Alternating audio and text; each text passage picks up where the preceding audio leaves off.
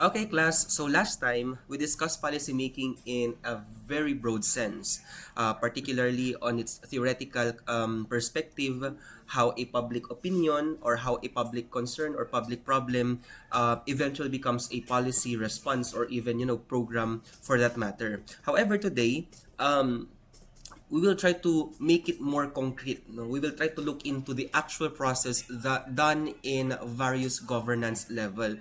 Previously, I have already discussed the national policy making process for our legislative chambers, no, particularly the House of Representatives and the Philippine Senate. This is actually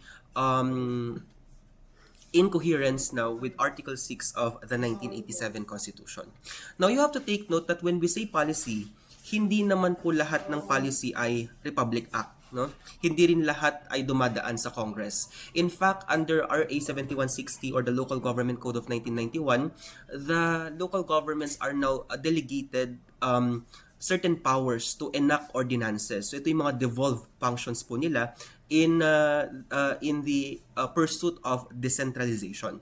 Now at the local level, we have the provincial ordinances and resolutions. We have city or municipal ordinances and its resolutions as well. We have barangay ordinances, SK resolutions, even executive orders and administrative rules and regulations. So today, I want you to see the different levels of policy making processes in various governance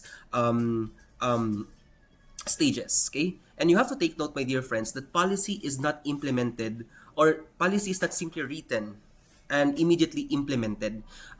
May certain process na sinusunod po tayo in order for us to enact a certain ordinance, a certain policy, and a certain resolution. Okay? Aside from processes, you have to take note also of the actors who are forming part of this process, who has the power to review, okay, who has the voting power, and who has the opportunity to reject such measure, no? And of course, may certain cases or instances din na nagkakaroon din po ng tinatawag nating executive veto, no?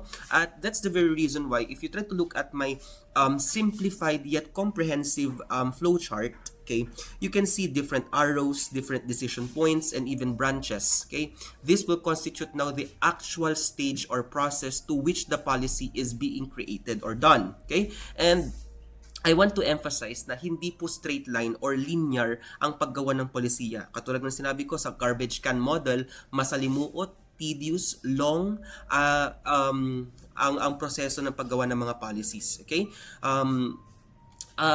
Let me again reiterate yung sinabi ko last time. No? I know for a fact that we have some strong feelings regarding the performance of certain senators. To wit, I would say Senator Robin Padilla. We have seen his performance during plenary sessions and even during the impeachment trial of Vice President Sara Duterte. And apparently, nag-resurface na video sa TikTok and even sa Facebook regarding doon sa kanyang asawa na si Mariel Rodriguez Padilla, kung saan during the 2022 senatorial campaign, Mariel Rodriguez apparently and allegedly claimed that Robin Padilla was able to actually pass a legislation even when he was serving his sentence in the New Bilibid prison. Okay? Madami ang tumaas ang kilay at parang sinabihan pang bobo etong taong ito. And then eventually, upon the resurfacing of this video, Mariel Rodriguez created now a separate video recently claiming that there is a substantial misinterpretation in her case at hand. Bakit? Okay. Sinabi niya doon that even if Senator Robin Padilla at that time when he was serving his sentence at the New Bilibid prison ay hindi pa po siya senador at wala pa po siyang kapangyarihang gumawa ng batas, it is in fact na yung he was one of the consultants, which is my point naman po siya. Okay? Tayo mga public administration po, soon to be professional po, we have to look into these kinds of details. Okay? Huwag tayong basta-basta magpapasway or magpapadala sa mga political opinions natin just because at this moment, hindi po natin sinusuportahan yung mga polisiya at mga perspectives ng senador na to.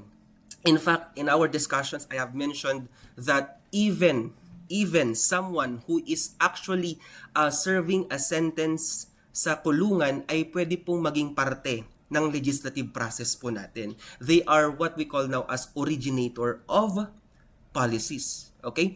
So, we have to ask, no, whenever there are legislative measures being done in a specific governance level, we have to ask the following questions. Who acts? Sino ang kabilang sa prosesong ito? Ano ang ginagawa nila? Ano ang nangyayari kapag naaprubahan ito? Anong nangyayari kapag hindi naman ito naaprubahan?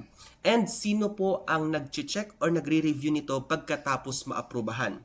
And then another important question that we always miss, and I hope that this would be imbibed in your core as public administration students, hindi lang enough that we are asking the question, who acts or who was present at the time the legislative process is done? You also have to ask the question, sinong wala? Sino ang absent? Sino ang hindi na impidahan? Because this will also ask the question, bakit hindi inclusive ang isang batas na ito? Okay. Now, to begin with, let's talk about the provincial legislative process. Okay? The legislative body of the provincial government is called Sangguniang Panlalawigan, or in short, SP. Okay? So here, you have to notice immediately that a proposed ordinance does not necessarily originate only from an SP member. Hindi po solely nanggagaling ang mga measures na ito sa mismong bukal or sa mismong board member. You have to take note that all possible measures, all possible proposals may come from either the provincial governor in relation to his LEA or ELA or LEA, executive legislative agenda. You also have the provincial offices, no, through its department heads. We also have People's Initiative, particularly if there are measures coming from certain barangays or component municipalities or cities, even private individuals. So kayo mismo, bilang in your capacity as private individuals, may propose or lobby policies before the Sangguniang Panlalawigan. We also have interest groups and even the legislators themselves. Okay? Now, the important distinction here, my dear friends, is number one, a citizen, like you, like me, may propose an idea. An interest group may lobby for an idea. The governor may recommend an idea, but that does mean na ordinance na po agad yon. Hindi pa po. Because it must first enter into what we call now as legislative machinery. So this is now the beginning or the genesis or the commencement now of the said legislative process. The first stage is normally the first reading. Okay? And anong nangyayari po dito? The moment a certain measure was filed with the Secretary of Sangguniang Panlalawigan, dadaan na po ito sa first reading. Ano ang ginagawa? Okay? During the first reading, binabasa lamang po yung pamagat. Okay? We are just reading the title of the measure. So kung ang proposed ordinance ay, for example, an ordinance establishing a provincial scholarship program for qualified students of Ilocos Sur. Okay?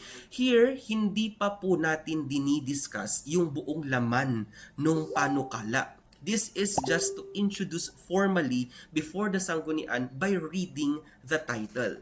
Once the first reading is done, it will now be referred to a specific committee, okay, or to the appropriate standing committee or committees. Possible po na ang isang proposed measure ay papasok sa dalawa or higit pang mga committee.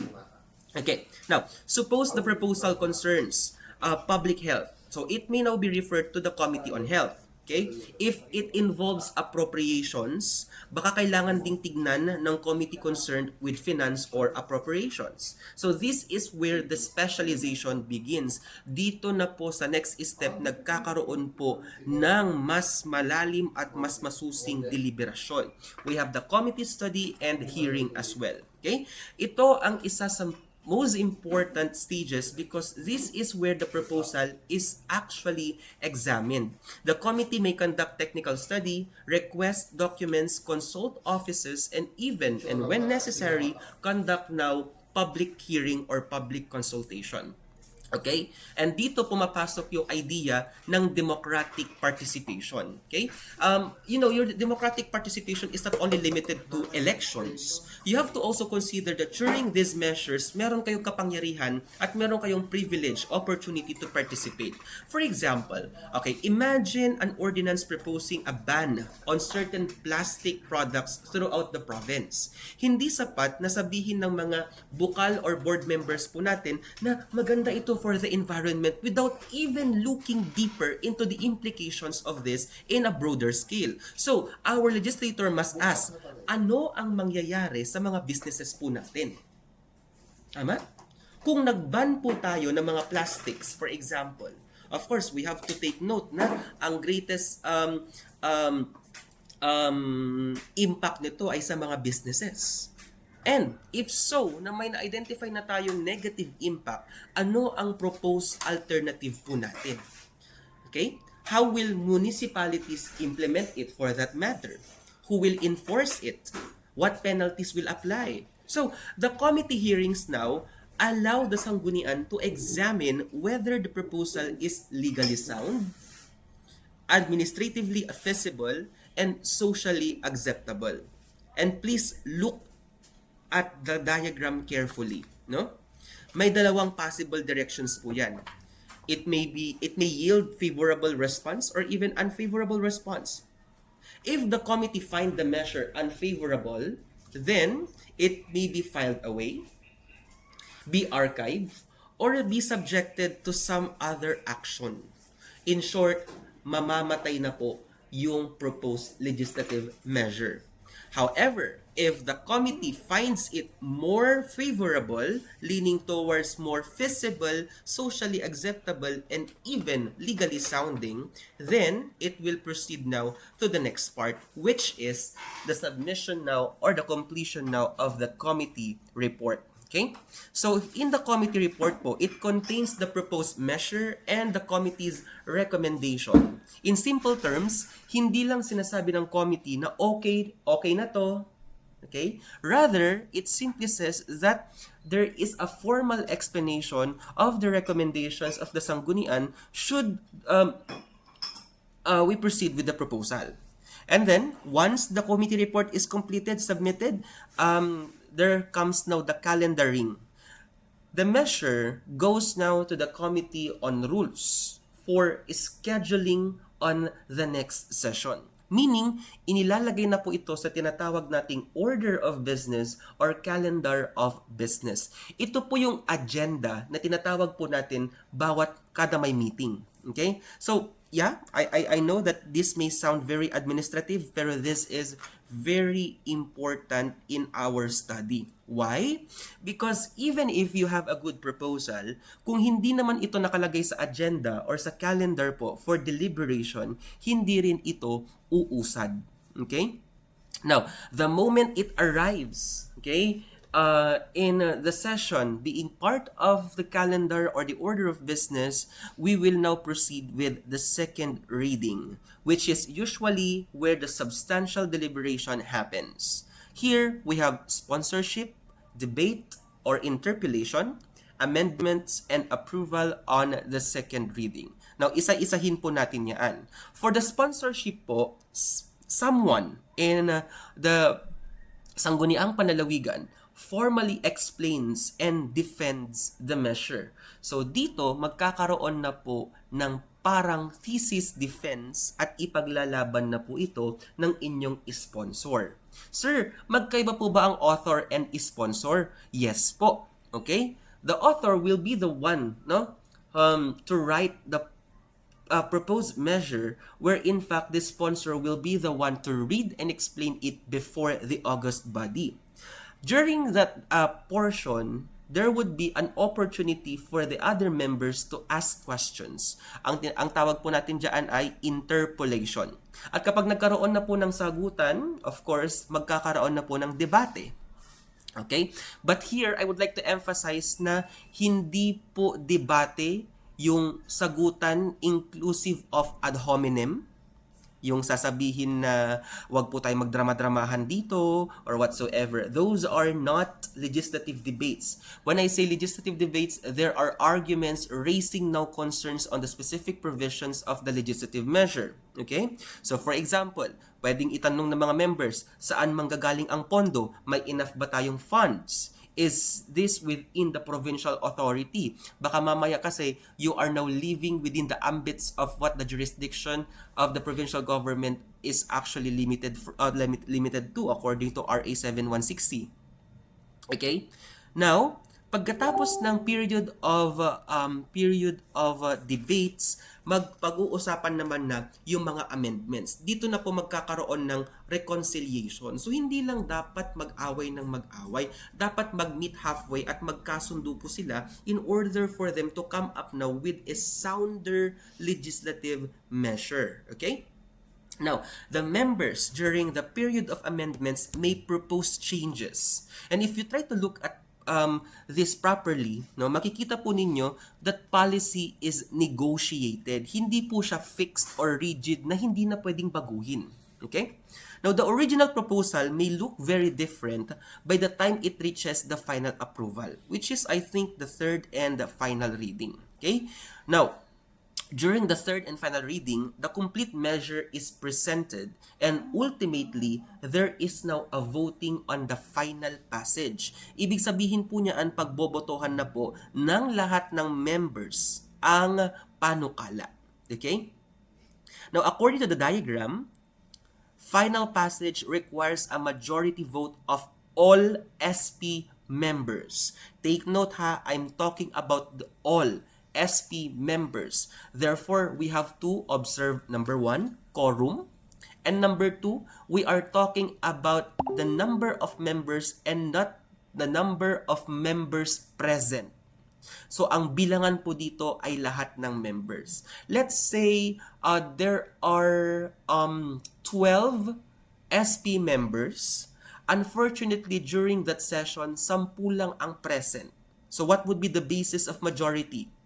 The basis of majority would be 12. And what is the majority number for 12 members? That's 50% plus 1. So 6 plus 1, 7 members ang dapat pong bumoto.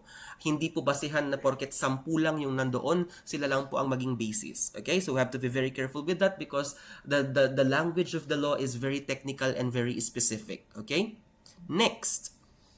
Okay. Now, if the decision of the members is leaning towards approval, so yes, naipasa po ang panukala, then it will proceed now with the next step. If not, then definitely the measure fails. Okay? So here comes now the next critical portion.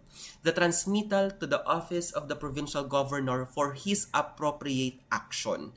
Okay? The secretary now of the Sangguniang Panlalawigan enrolls, authenticates, and transmits the approved measure to the provincial governor. Now, this is where you see the interaction between the legislative and the executive branches at the local level. Now, in the action part of the provincial governor, meron po silang tatlong pwedeng scenario.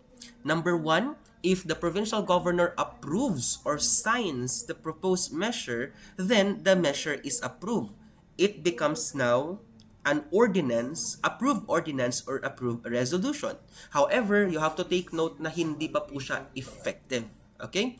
Now, the diagram says that if there's no action within 10 days, excluding Sundays and the legal holidays, then the measure becomes deemed approved. So pag wala pong ginawa ang ating provincial governor sa loob ng 10 araw, automatic na pong magiging aprobado ang ating panukala.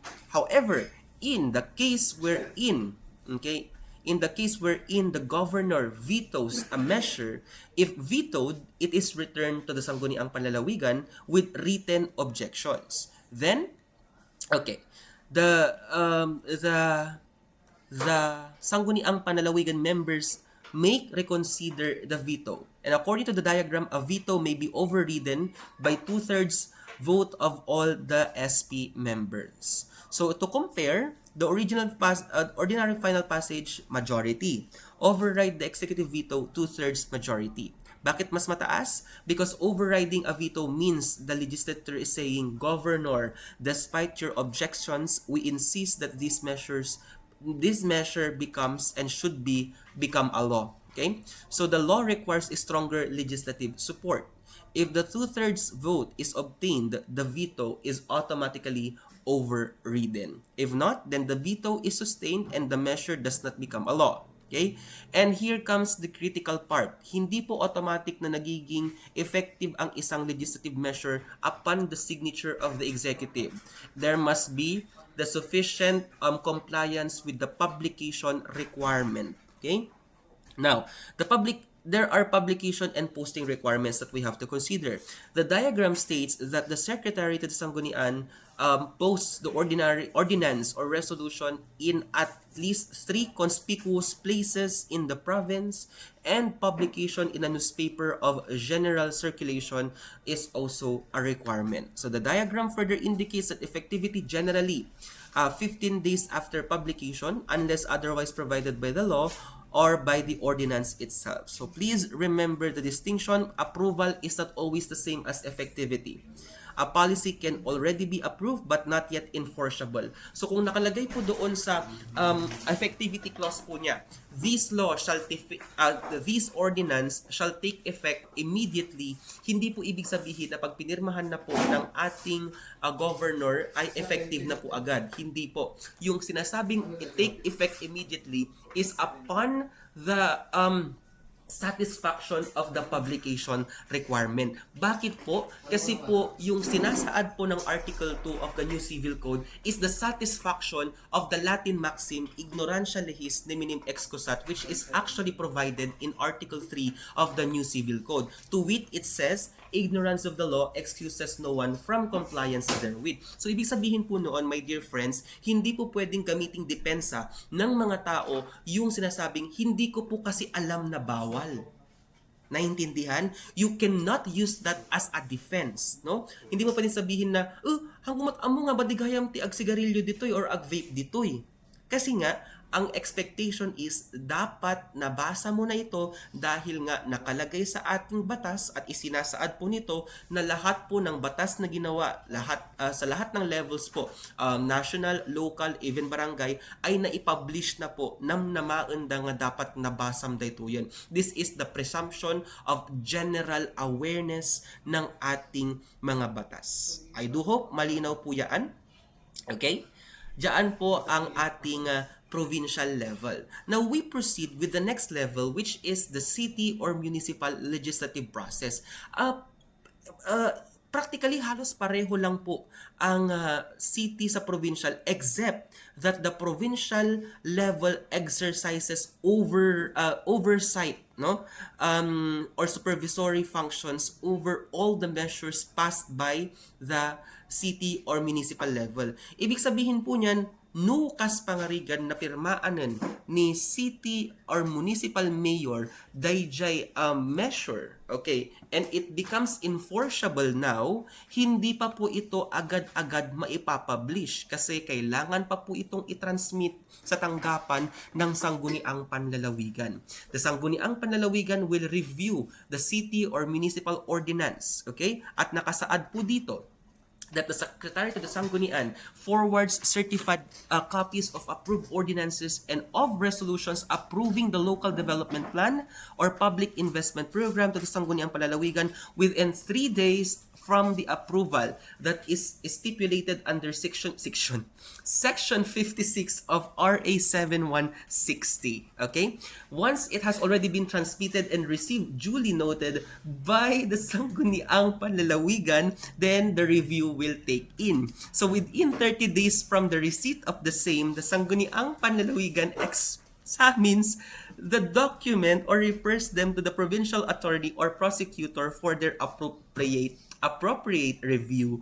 And if in cases there are some disputes that arising therefrom, then the Sangguniang Panlalawigan, Sangguniang Bayan or Sangguniang Panlungsod concerned shall be notified and take appropriate measures or actions. Okay? Once the Sangguniang Panlalawigan approves or provides the green signal for its enactment, then the publication requirement shall now be satisfied. Okay? That's just it for Sangguniang Bayan at Sangguniang Panlungsod. We proceed with Sangguniang Barangay. Okay?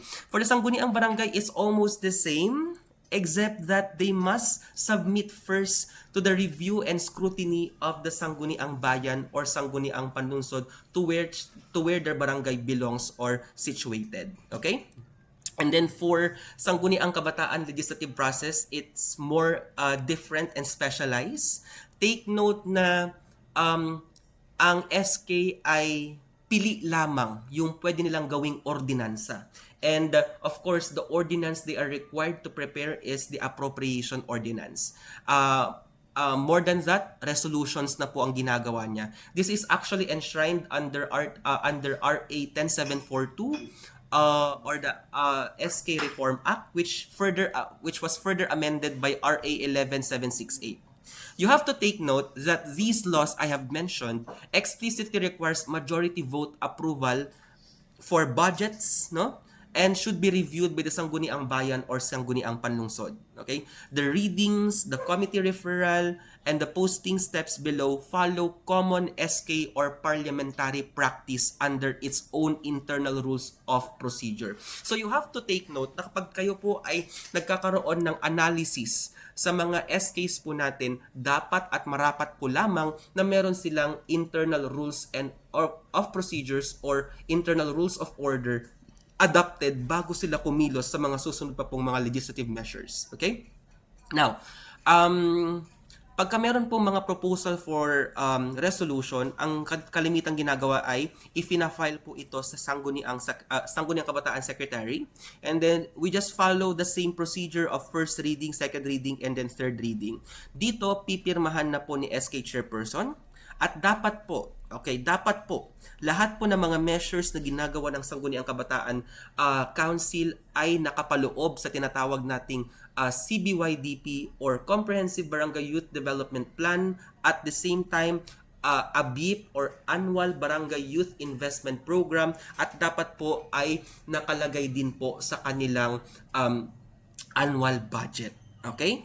At kapag po ito ay pumasok sa mga alinman sa aking mga binanggit, then its effectivity comes in before or upon its approval. Sir, kailangan po ba ng publication requirement? There's no explicit provision in Article 2 of the New Civil Code and even RA 10742 or RA 11768, the prescription of specific period to which its publication is deemed required. However, following the logic of Article 2 and Article 3 of the New Civil Code, there must be some publication in order for their constituents to be informed regarding the matters they are trying to legislate. Okay? Now, proceeding with administrative policy making, ito po yung paggawa ng mga IRR po natin. So, this is very different from the local legislative processes that I have mentioned earlier, although you have to take note that according to our Constitution, meron din pong quasi-legislative powers and functions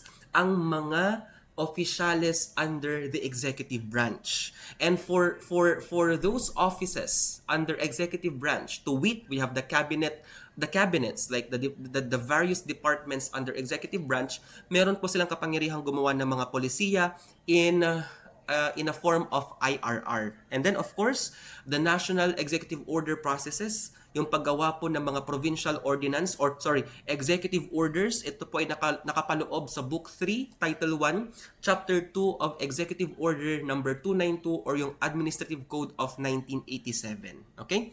And then of course, sa local executive naman po, meron silang mga executive order. And I think ang paborito po nating local executive orders ay mga executive orders pertaining to #walang pasok or the suspension of classes and work in government offices, which is kalimitang nangyayari po kapag may mga pag-ulan at pagbagyo. Katulad po ng inaasahan natin next week, magiging maulan po ang panahon sa Kalakhang Luzon. Joke lang, hindi pala ganun. Okay, that's it for my discussion on this portion.